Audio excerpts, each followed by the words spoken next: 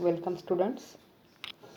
Last लेक्चरमध्ये आपण ॲडोलसंट age आणि त्या संदर्भात ॲडिक्शन हे मुद्दे पाहत होतो. ड्रग अब्यूजमध्ये कोणकोणते ड्रग्ज हे मोस्टली वापरले जातात हा भाग आपण पाहिला होतो. तर आज आपल्याला त्याचा पुढचा भाग ॲडिक्शन, देअर डिपेंडन्सी किंवा effects or the side effects of drug and alcohol abuse हा भाग पाहायचा आहे. So let us start. Addiction and dependence. Because of the perceived benefits, drugs are used repeatedly. Here we are showing, or we are looking for the addiction, how it occurs, and it is because of the perceived benefits or the drugs that are used repeatedly. Once we have used the drug and we feel the motivational symptoms or overpowerness symptoms, then that drugs are repeatedly used by the person because of their benefits. Then what is addiction? Addiction is the psychological attachment to certain effects like euphoria and temporary feeling of well-being that is associated with drugs and alcohol. Addiction, it is a psychological attachment.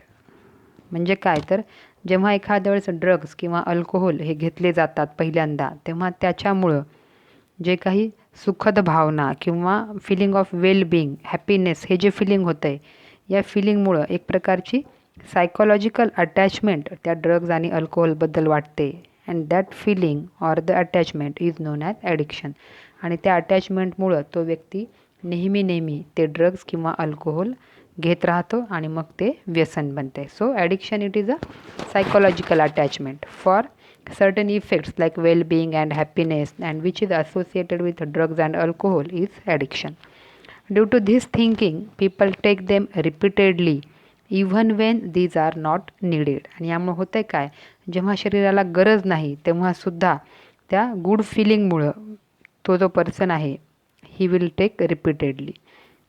With repeated use their tolerance level in the body increases. मग आता होतं आहे काय, त्या गोष्टीचा सारख्या वापरामुळं tolerance effect हा काय होतो, वाढतो. टॉलरन्स इफेक्ट वाढतो म्हणजे काय, समजा एखादं ड्रग आहे जे सुरुवातीला आपल्याला एखाद्या मिलीग्राम या क्वांटिटीमध्ये जरी घेतलं तरी चांगले लक्षणं पाहायला मिळत होते. तर टॉलरन्स जेव्हा वाढतो तेव्हा 1 मिलीग्राम या डोसनी आपल्याला तेवढे रिझल्ट पाहायला मिळत नाही, तर अशा वेळेस तो डोस वाढवावा लागतो. म्हणजे जरी डोस वाढला तरी शरीराला त्याचे साईड इफेक्ट्स हे तुलनेनं कमी दिसायला लागतात, कारण हॅपी फिलिंग येण्यासाठी जो सुरुवातीचा डोस होता तो कमी वाटायला लागतो.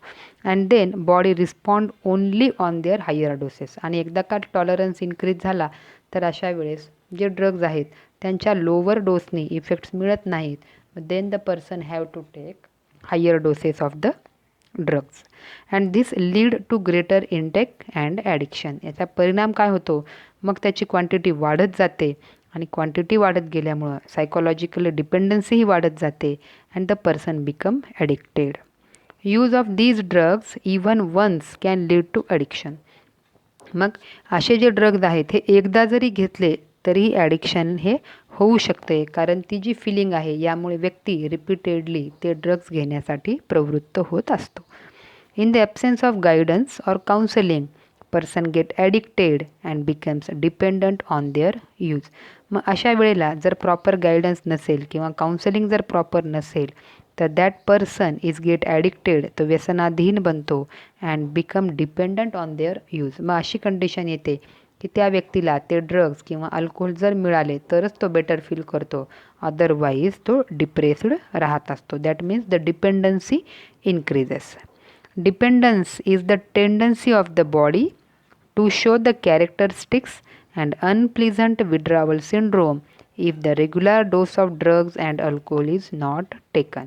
आणि मग ह्या डिपेंडन्सीमुळं काय होतं आहे की त्याचा जो रेग्युलर डोस आहे त्या ड्रग्जचा किंवा त्या अल्कोहोलचा जर तो घेतला नसेल तर body show unpleasant symptoms, that is known as withdrawal syndrome. Withdrawal syndrome म्हणजे काय, एका पर्टिक्युलर मात्रेपर्यंत तुम्ही जर ते मेडिसिन किंवा ते जे ड्रग्स वारंवार घेत असाल आणि सडन काही कारणानिमित्त ते जर घेतलं नाही तर शरीरामध्ये त्या ड्रग्सची जी लेवल आहे ही सडन कमी होते आणि ह्या सडन कमी झालेल्या लेवलमुळं त्याला विड्रावल म्हणतात. एकदमच कमी होणे म्हणजे विड्रावल. आणि ह्या सडन डोस कमी झाल्यामुळं जी सिम्पटम्स आपल्याला पाहायला मिळतात they are collectively non as withdrawal syndrome. The unpleasant symptoms are anxiety, trembling, nausea, and sweating. These symptoms may be relieved when the drugs are again taken. मग अशा वेळेस जर हे ड्रग्स किंवा अल्कोहोल आहे परत त्याला देण्यात जर आलं तर ही जी लक्षणे आहेत विड्रावल सिंड्रोमचे जे सिम्पटम्स आहेत हे आपोआप काय होतात, कमी होतात. And the person feel easy or happy or relax. म्हणजे ही लक्षणं विड्रावल फक्त डोस कमी झाल्यामुळे निर्माण झालेली असतात. हा डोस परत वाढवला गेला, ड्रगचं इंटेक वाढलं की आपोआप ही लक्षणं कमी होतात. Then now we will see the effects of drugs or alcohol abuse. What are the side effects? The immediate adverse effects are reckless behavior, vandalism and violence. आता इमिजिएट जर आपण पाहिले याचे इफेक्ट्स ड्रग्समुळं किंवा अल्कोहोलमुळं तर पहिलं जे आहे that is reckless behaviour. Reckless behaviour म्हणजे निष्काळजीपणा, कोणतंही टेन्शन न घेणे किंवा जे होईल ते होईल या पद्धतीचं behaviour.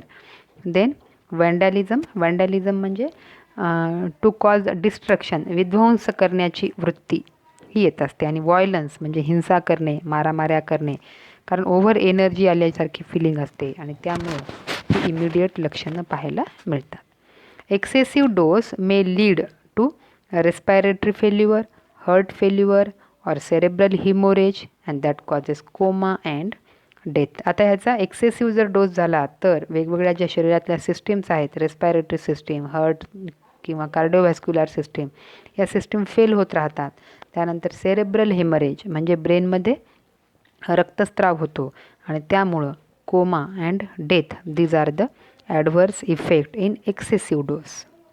A combination of drugs or their intake with alcohol generally result in overdose or even in death. मग आता हे जे ड्रग्ज आहेत हे जर आपण कॉम्बिनेशनमध्ये जर घेतलेले असतील किंवा अल्कोहोलसोबत घेतलेले असतील तर that causes overdose and the person may die. The common warning signs are, कोणकोणते वॉर्निंग साईन्स आहेत? That is drop in academic performance. आता ॲडोलसंट एज आहे म्हणजे ॲकॅडमिक किंवा स्कूलशी रिलेटेड आहेत, कॉलेजशी रिलेटेड आहेत. अशा वेळेस ॲकॅडमिक परफॉर्मन्स जो आहे हा काय होतो, त्यांचा कमी पाहायला मिळतो. Then unexplained absence from school and college, न सांगता गैरहजर राहणं. Lack of interest in personal hygiene, जी स्वच्छता आहे त्यामध्ये लक्ष कमी असणं, ते व्यक्ती घाण वागायला लागतात. देन विड्रावल आयसोलेशन, ते ग्रुपपासून सेपरेट राहायला लागतात. Then depression, fatigue, aggressive and rebellious behaviour. Rebellious behaviour म्हणजे बंधनमुक्त वर्तणूक, ज्यांना कोणाचंही बंधन नको आहे, कोणाचेही रेस्ट्रिक्शन्स नको आहेत, या पद्धतीचे वर्तणूक या फेजेसमध्ये पाहायला मिळतात. Again deteriorating family relations and friendship, म्हणजे मतभेद होणे, घरच्यांशी असतील, मित्रांशी असतील तर एक प्रकारचे मतभेद होत राहतात. Loss of interest in hobbies, कुठलेही छंद, कुठल्याही चांगल्या सवयी ह्या नसतात. Change in sleeping and eating habits, change in sleeping habit किंवा इटिंग हॅबिट जी आहे ती बदलते. Then fluctuations in weight and appetite, आता आपोआपच इटिंग हॅबिट्स किंवा स्लीपिंग हॅबिट्स जर बदलल्या तर आपोआप त्याचा परिणाम जो आहे हा ॲपेटाईट म्हणजे पचनावर होईल आणि त्यामुळं वजनावर सुद्धा आपल्याला याचा परिणाम पाहायला मिळतो. If an abuser is unable to get money to buy drugs or alcohol they may turn to crime. आणि मग अशा वेळेस एवढी डिपेंडन्सी वाढलेली असते की जर ते ड्रग्स किंवा अल्कोहोल घेण्यासाठी जर आवश्यक तेवढे पैसे नसतील तर they may turn to crime, ते गुन्हा करण्यासही मागे पुढे पाहणार नाहीत. Addict may become cause of mental and financial distress to the family members and friends. आणि याचा परिणाम म्हणून जे फॅमिली मेंबर्स आहेत किंवा जे फ्रेंड्स आहेत यांना मानसिक आणि आर्थिक अशा दोन्ही प्रकारचे दुष्परिणाम भोगावे लागतात. Those who take intravenous drugs, that means they are using injections and by injections they are inserting the drugs in the veins. They are likely to acquire serious infections like AIDS and hepatitis B. मागच्या लेक्चरमध्ये आपण AIDS हा topic पाहिला. तर contaminated blood जे आहे, ब्लडद्वारे हा disease transfer होत असतो. मग अशा वेळेस इंजेक्शनद्वारे घेतले जाणारे जे ड्रग्ज आहेत, तर ते ड्रग्ज हे स्टराईल सिरिंजेस न वापरल्यामुळं, एकाच सिरिंजने नंबर ऑफ पर्सननी ते मेडिसिन घेतल्यामुळं there is chance of AIDS आणि असाच दुसरा डिसीज आहे की जो ब्लडद्वारे पसरत असतो, दॅट इज हिपॅटायटस बी. हे दोन्हीही इन्फेक्शन वाढण्याची शक्यता वाढते. Use of alcohol during adolescent may have long term effect. अल्कोहोलचे जे लॉंग टर्म इफेक्ट आहेत ते लॉस ऑफ बॅलन्स, शरीराचा बॅलन्स राहत नाही. लिव्हर सिरोसिस, लिव्हरचे जे मेटाबॉलिक ॲक्टिव्हिटी आहेत त्या कमी होतात. पॅनक्रियाटायटिस, पॅनक्रियाजवर सूज येणे. And it lead to heavy drinking in adulthood. आता ॲडोलसंट एजपासून जर अल्कोहोल हॅबिट आहे तर ती ॲडल्टहूडमध्ये ती हॅबिट काय होते, खूप जास्त वाढते.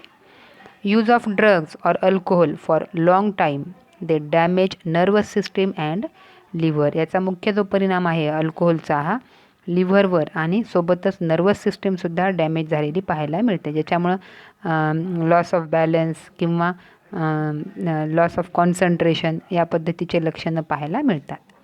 Use of drugs during pregnancy adversely affects the foetus. आता आपल्याकडे लेडीजमध्ये ॲडिक्शन किंवा अल्कोहोल कन्झम्पशन हे पाहायला मिळत नाहीत, परंतु जे फॉरेन कंट्रीज आहेत त्यामध्ये लेडीजसुद्धा ॲडिक्शन किंवा अल्कोहोल कन्झम्पशन ह्या करत असतात. आणि त्यामुळं अशा जर लेडीज जर प्रेग्नंट असतील तर that may causes adverse effect on the foetus. होणारं जे बाळ आहे तर त्या होणाऱ्या बाळामध्ये आपल्याला ॲडव्हर्स इफेक्ट पाहायला मिळत असतात. Then misuse of drugs is that certain sports person use the drugs to enhance the performance. आता बरेच जण हे ॲडिक्शनमुळं ड्रग्ज घेत असतात, तर बऱ्याच वेळा असं पाहायला मिळतं आहे की जे स्पोर्ट्स पर्सन आहेत ते त्यांचा परफॉर्मन्स वाढवण्यासाठी हे जे ड्रग्ज आहेत यांचा मिसयूज हा करत असतात. ॲक्च्युली त्यांचा यूज करणे हे काही बरोबर नाही आहे, परंतु परफॉर्मन्स वाढवण्यासाठी ते त्यांचा मिसयूज करत असतात. मग ते कोणते ड्रग्ज वापरतात?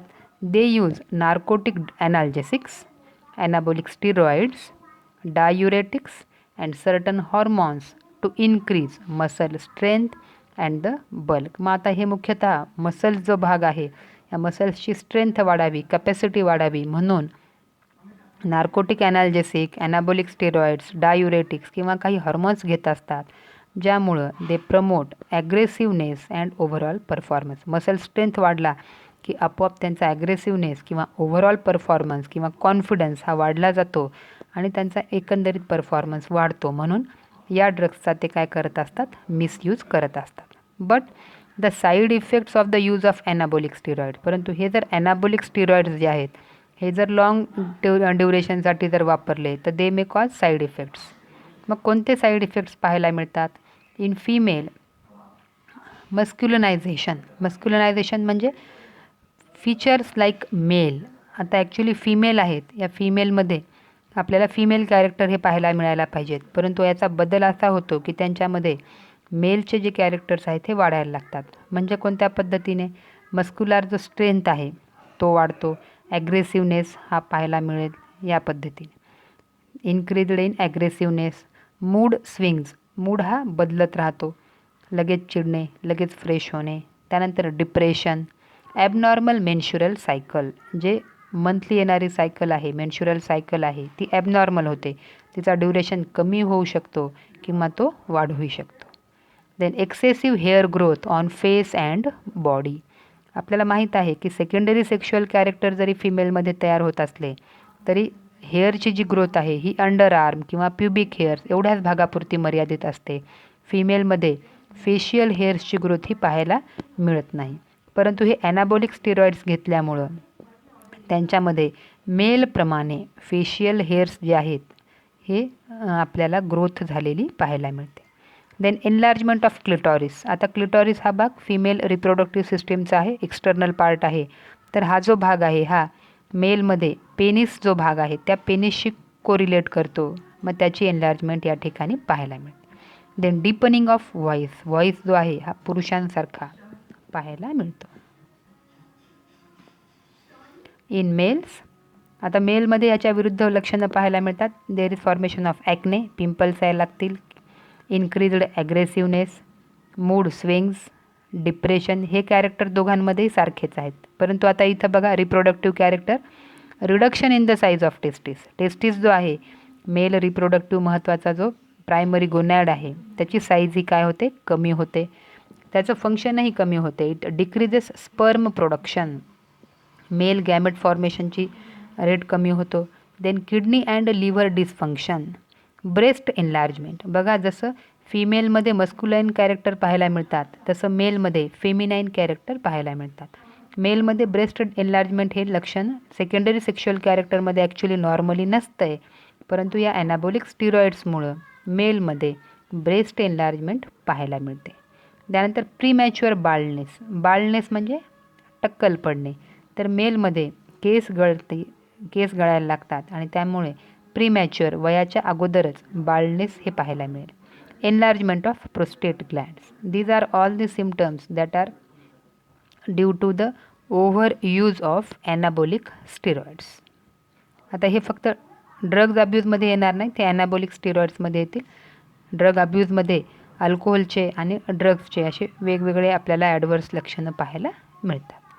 Then prevention and control. मग आता ह्याला कसं प्रिव्हेंट करता येईल? आता जेवढं ॲडोलसंट एजमध्ये जे प्रिव्हेन्शन आणि कंट्रोल आहे तेच इथं आपल्याला अप्लाय करायचं आहे, कारण ॲडिक्शन आणि डिपेंडन्सी ही ॲडोलसंट एजपासूनच पाहायला मिळते.